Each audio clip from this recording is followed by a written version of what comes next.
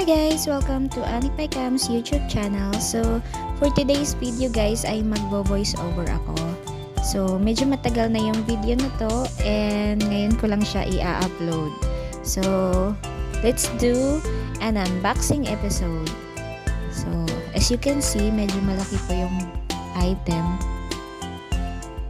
So, excited na ba kayo? Tara, cause I'm excited to open the box. Since may introduction video na ako guys, so alam niyo na kung ano yung item. So, isa po siyang lutuan.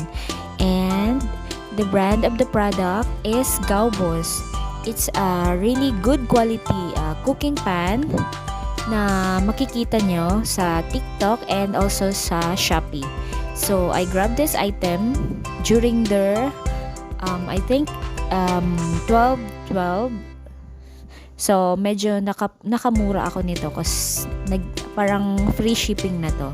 So, if you wanna grab this item, just visit their official page in TikTok and also in Shopee. Meron po silang more products there. So, makakapili po kayo. So, dito na rin siguro ako magbibigay ng aking reviews. So, for me guys, it's a 10/10. It's really a good quality product and talagang na-prove ko talaga na non-stick talaga siya.